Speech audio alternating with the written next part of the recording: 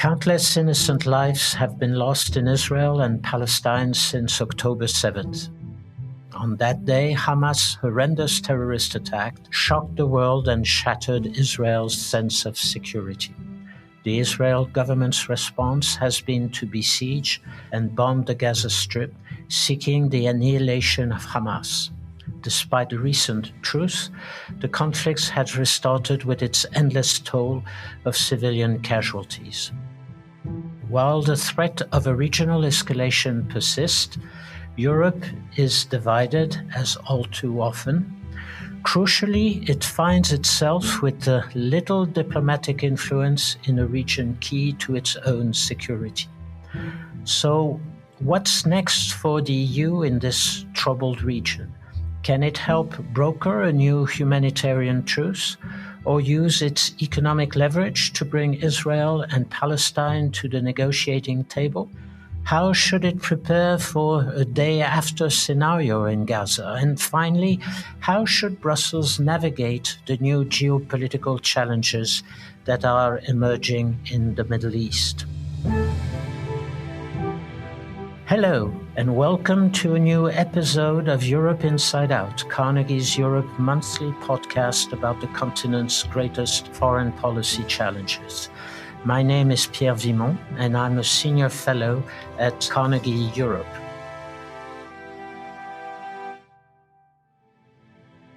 This episode of Europe Inside Out is about Europe's role in the Middle East, and I'm joined by Amr Hamzawy, a senior fellow and the director of the Carnegie Middle East program in Washington, D.C. Amr, welcome. A pleasure joining you, Pierre. So, Amr, to start our conversation, let me put forward some consideration on what I personally think are the immediate challenges posed by the conflict in Gaza. We are recording this episode on Tuesday, December 5th, which is almost 2 months into this conflict. And we are starting to have a better grasp of Israel plans and what the rest of the regional and global players can do about it. Let me put it that way. Israel looks committed to what it seems to me its priority goal, namely eliminate Hamas. The release of hostages is also crucial, of course, but it comes only second to the eradication of Hamas. And this idea that by eradicating Hamas, Gaza will not be anymore a platform for terrorist attack. On the other side, as far as I can understand, Hamas tries to keep on playing with both options. Either there is a truce, and truce puts Hamas in the seat of the negotiator, therefore some kind of credible interlocutor for Israel, which, by the way, keeps some kind of control over Gaza also. But if the conflict, as it is the case today, starts again, then it helps Hamas to be pictured as the main adversary of Israel, the one that has managed on October 7 to gain some real credibility in the military ground, and therefore steers more popularity, it seems to me, in the Palestinian population as the main opponent to Israel. So my fear is that the conflict might go on, and it could only be stopped if third parties are able to put enough leverage and bring this to a ceasefire or something of that kind. But there you have, first of all, the United States, which are in a bit of an uncomfortable position, caught in a dilemma. They have to support Israel in its right to self-defense. And yet at the same time, they have to look at the increasing casualties in Gaza and cannot look like they're staying immune from that terrible tragedy that is going on in Gaza. Arab countries are also in a sort of dilemma. Their population supports the Palestinian cause, and they have to show that they are also supportive of the Palestinian. And yet, at the same time, Hamas is the most radicalized phenomenon of the Palestinian cause at the moment. And therefore, for most of the Arab countries in the region, Hamas is certainly not welcome in this difficult situation. The partners of the Global South are getting more and more critical of the Western countries playing double standards, criticizing Russia and Ukraine for its attack against civilian population, but saying very little about Israel doing the same in Gaza. And the Europeans, of course, are caught in the same dilemma. So it seems to me that we are in a kind of catch-22 situation where nobody knows exactly how to get out of that kind of entanglement where we are at the moment. Would you agree with this analysis, Amr, or what is your take about all of this? Well, I believe that having signed the truce for a week has impacted some change in the scene, which you vividly described and analytically outlined in an excellent fashion. The truce has restored a bit of politics and diplomacy into the conflict, which, in fact, since October 7, has been primarily about military actions on both sides. I highly see the impact of the collective shock which Hamas' horrific attacks on October 7 caused. I also see the impact of the very harsh military response from Israel and the massive number of civilian casualties and destruction in civilian infrastructure all over the strip, especially in the north and in the middle sections, now extending to the south. And under these circumstances, it's very, very difficult to talk diplomacy or talk politics or talk peace. In spite of that, signing the truce was a big achievement because it really brought back a sense of these two actors, even via mediators, they could agree on releasing Palestinian prisoners, Israeli hostages, increasing humanitarian aid to Gaza, and ceasefire for a week. And this is basically where I would place my hope as of now. The US has maneuvered itself into a position of critical support of Israel, and its calls on the Israeli government to better protect civilian life, to better outline safe havens within Gaza might be listened to and might be less listened to. The Europeans are truly missing when you look at the last 2 months. I am not aware of any single European initiative, be it from a leading European country or at the EU level, pushing forward a diplomatic solution or a ceasefire arrangement. What happened on the ground has been led by Arabs. I believe the only way forward is to get more Arab mediation, is to get key Arab countries, and there are 2 countries which proved their capacities and their capabilities to mediate successfully a 1-week truce, Egypt and Qatar. Egypt has huge concerns because Gaza is not simply a territory somewhere in the region. This is a neighboring territory, and Egypt has huge national security concerns. And Egypt does not trust Hamas, but has to mediate around Hamas to restore calm to the strip and to avoid a massive humanitarian crisis and mass displacement or mass transfer to Egypt, which is a no-go zone, a red line for Egypt. Qatar has been hosting Hamas political leadership, and it has been co-founder of Hamas since several years, has accumulated diplomatic power in dealing and wheeling with Hamas and can impact change.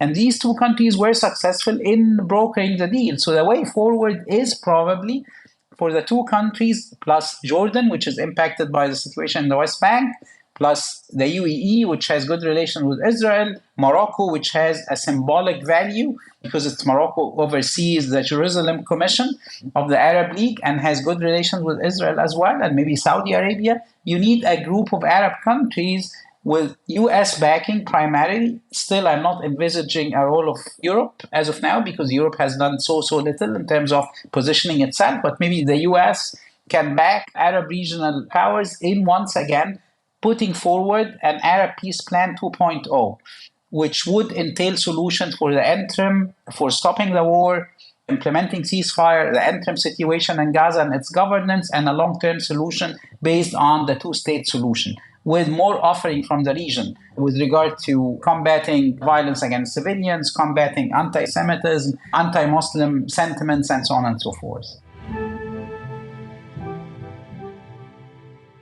I'm very much interested, Amr, about what you were saying about the European Union. I find it all the most surprising that at their last meeting about 2 weeks into this crisis, the 27 leaders of the European Union, after a very long discussion, were able to agree among themselves and call for humanitarian pauses. We didn't have the first truce at the time, but they agreed among themselves. And what I find quite interesting is that the next day in the UN General Assembly, where there was a vote on a resolution, they split 3 ways without having even taken into account what they had decided on the evening before. So it tells a lot about how the EU is powerless to some extent for the time being. They are naturally divided, as they have been on this issue for many years. And if I come to the point you were making about the two-state solution and the need to get the Arab countries involved, it seems to me that the European could play a useful role there if we look where we are at the moment, with Israel shifting more and more towards a very radical, ultra-right line of action. I wonder to some extent what is going on in Gaza, the Israeli forces slowly moving into the center and the south of the Gaza Strip, as if they were looking to displace the population there and slowly move them out altogether of the Gaza Strip, which would be something akin to complete destruction of the two-state option, I would say.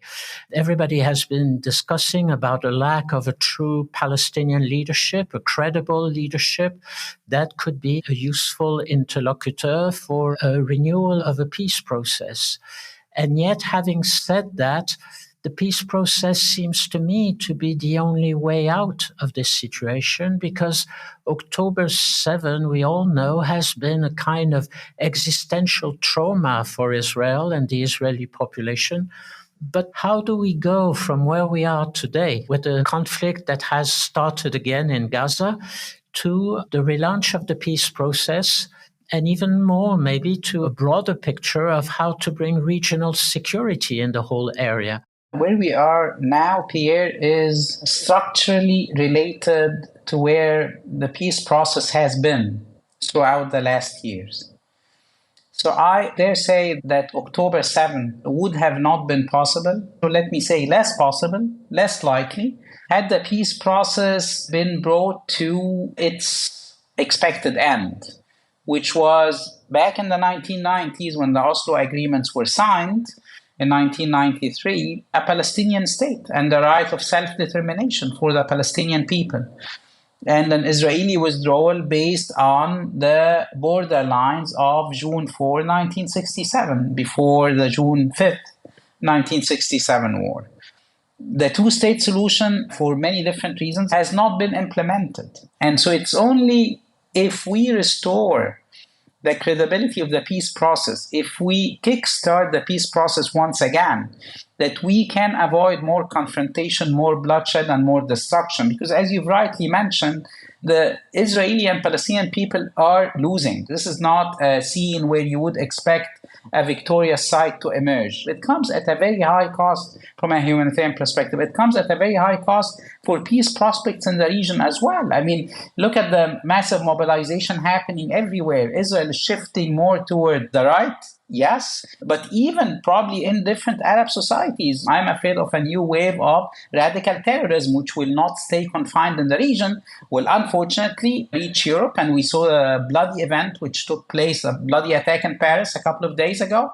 And fears are everywhere. And we've experienced similar episodes before, following the invasion of Iraq in 2003 and different events, which shocked the Middle East and Europe. So we should really try to invest in restoring and reviving the peace process. The point I'm trying to make, and this is a paper which my colleague Nathan Brown and myself wrote for Carnegie and came out as under the title of the Arab Peace Initiative 2.0, what we're trying to say is last time when the peace process was pushed forward, early 1990s, it was primarily the United States, aided with a significant European role. And you're very right, Pierre, Europe stood in a different place when it came to the Arab-Israeli conflict or the Middle East conflict maybe a decade ago or 2 decades ago. And I remember the Declaration of Venice and many basically EU-led milestones which were introduced into the conflict, in which the two-state solution was becoming more viable with a proactive European role.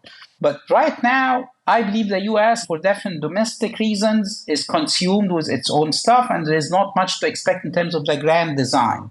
The US has been moving away from supporting Israel unequivocally, so it's now on the region, on regional powers, to push forward a grand design for a new peace process. Why would they do so? For two reasons, Pierre. Number one, this is a region which has been lacking security for a very long time, and every single actor is suffering. They have concerns as well because regional instability impacts our polities and societies. And no one of our societies can really endure a new wave of radical terrorism or radicalization.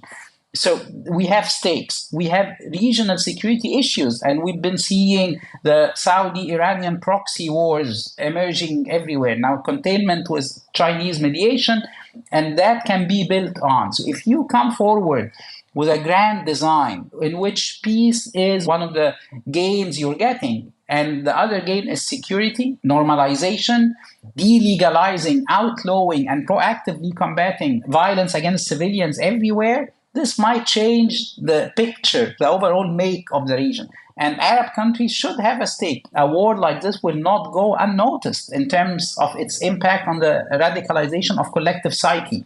And maybe peace becomes less attractive. So we are at a brink. And unless we move fast, I'm afraid we will be stuck in the ugly reality of war for a very long time to come.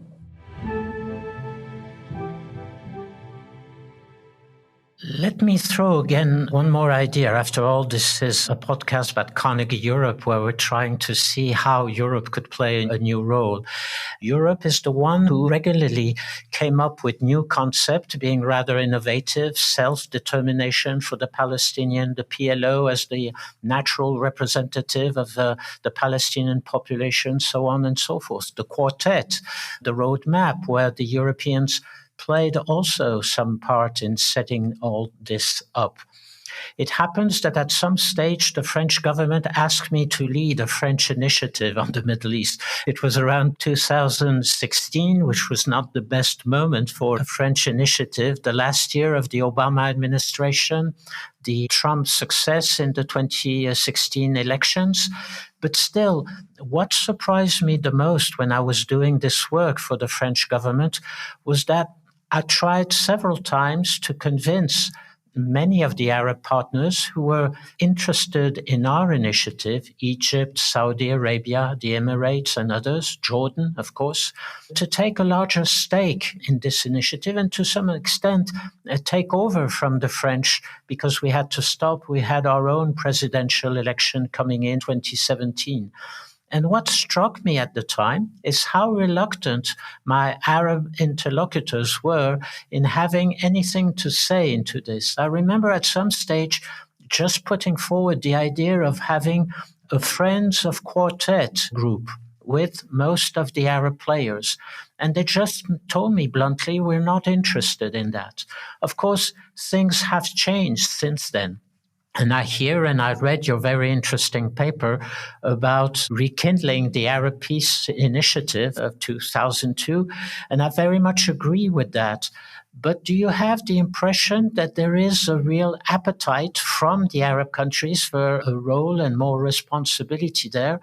And let me put it in another way. How could Europe maybe help in creating that kind of appetite? And what part could it take in pushing the Arab countries forward? Because it seems to me, as you rightly said, that maybe any possible success for a new peace process has to start the other way around from what we were doing in the past, namely the US and to some extent the EU in the forefront, and the Arab countries staying behind and supporting what was going on. It seems to me that this time it should be the other way around. The Arab states in the forefront and the United States and Europe supporting them. How can we push such an idea? And do you think there is a real appetite there from the Arab states? Well, let me start by sort of differentiating between the now and the interim and the long term. So, with regard to what's happening right now, I believe Europe can do a lot in terms of sending and putting out the right signals that a renewal of the truce is existentially important. Of course, conditions of the new truce can be discussed and negotiated and mediated. And I understand that there are significant issues and disagreements between Israel and Hamas on the release of male hostages, on the release of military hostages. But at any rate, Europe will restore some of its credibility lost due to its silence and the double standards which have been noticed and taken note of everywhere in the region. And this should not be denied because it's been seen in the Arab public space clearly. So restore some of the credibility by saying it's time to agree on a long-term truce. Europe can as well, sort of moving forward, resume what it has been doing in a very effective way throughout the last decades, even in bad times, which is to put forward pledges for economic and financial support. And we're looking at a strip here which is greatly destroyed. I mean, you will not need only humanitarian aid, you really have to figure out modalities for reconstruction. And Europe does not have, and the same goes for the US, to collaborate with Hamas or Hamas affiliates. There are definitely local leaders on the ground. And here the role of Egypt, Jordan, Qatar can be helpful in assigning leading roles to local leaders on the ground who can administer financial and economic help coming from Europe. Europe as well has to signal that it's politically ready to back, just like the US, an all-Arab effort or a multilateral Arab effort led by Egypt, Saudi Arabia, Qatar, Jordan, UAE, all of them countries which have relations with the both parties engaged and have good relation with the PA as well, which remains, as of now, sort of the legitimate actor on the ground, even if missing from Gaza.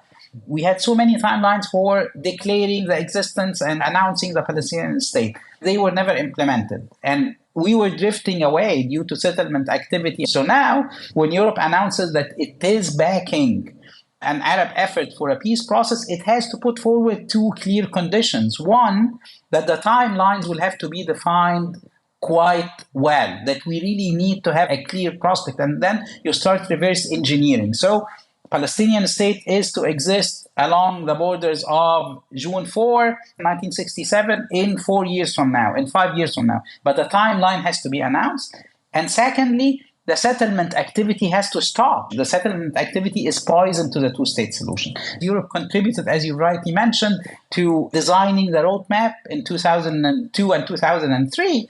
And all of this can be restored and adapted to the current situation so that a swap is possible. So you have an integral Palestinian territory on which a Palestinian state can be declared. If we start compartmentalizing the Palestinian issue by saying, well, here is Gaza and we have to figure out Gaza and ignore the West Bank, which has been seeing a lot of violence in the last weeks, or East Jerusalem, this will not do. We have to restore the integrity of the Palestinian issue and then start sort of looking collectively in a multilateral way, led by Arabs, so it's a homegrown and home-owned initiative, aided and assisted by the US and the Europeans, and even in terms of figuring out who will represent the Palestinians and how to, in fact, get beyond the high militarization, radicalization, which Hamas, under the conditions of no peace and no prospect for peace, has impacted on the ground. A successful peace process cannot happen between fireheads, between radical groups on both sides. So we need to figure out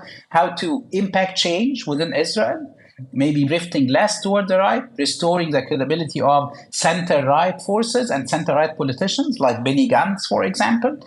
And on the Palestinian side, restoring credibility to the PA and getting the PA with local leaders to come back. And then questions can be addressed in the negotiation framework. This is how I would see Europe becoming relevant at all these levels. But it takes a political commitment. And it takes, in spite of the differences between the 27 countries, an agreement on what is accepted for all 27 actors and what can be pushed forward with a clear conditionality. I would like to introduce one last consideration before we end that conversation, and it's about the elephant in the room, namely Iran, the spoiler.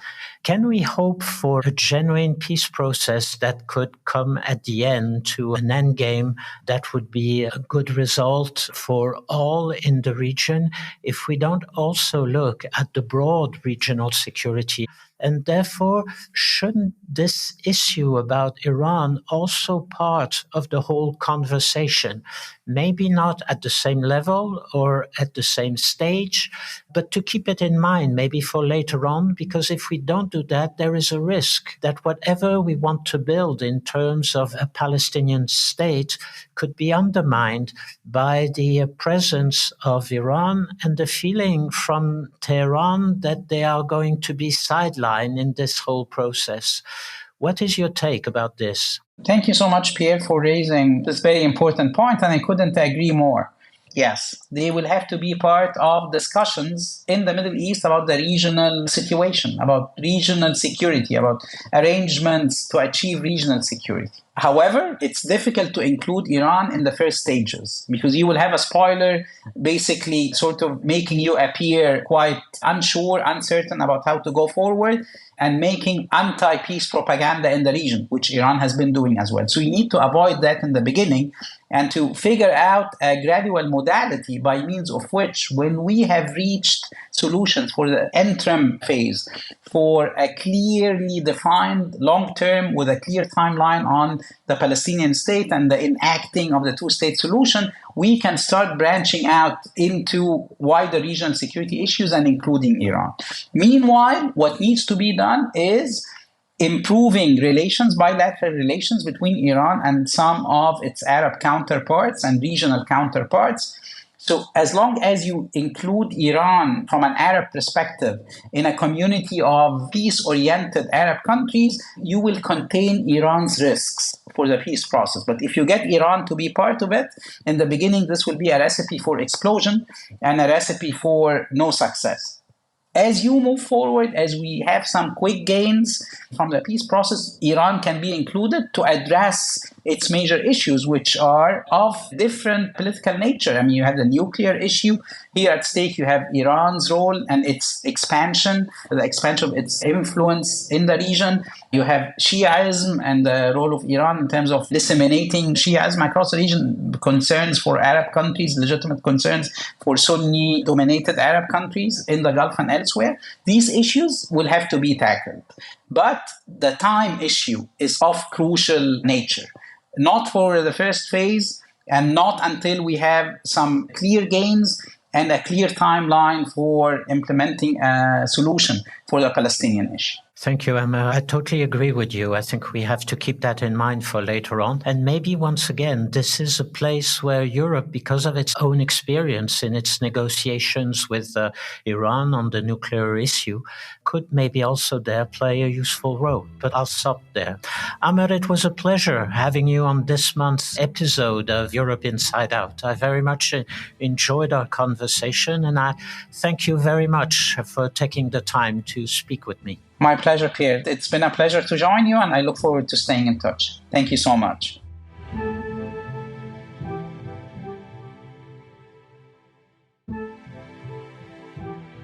For those of you who are interested in learning more about Europe's role in the Middle East, I encourage you to follow Carnegie Europe and the Carnegie Middle East program's work. Our X, formerly Twitter account, is @Carnegie Europe. Thank you for listening to Europe Inside Out, a podcast by Carnegie Europe. If you like the show, leave us a rating and subscribe wherever you get your podcast. Our producers are Francesco Sicardi and Mattia Bagherini. Our editor is Futura De Aprile of Bule Media. Sound engineering and original music by Jeremy Bucket.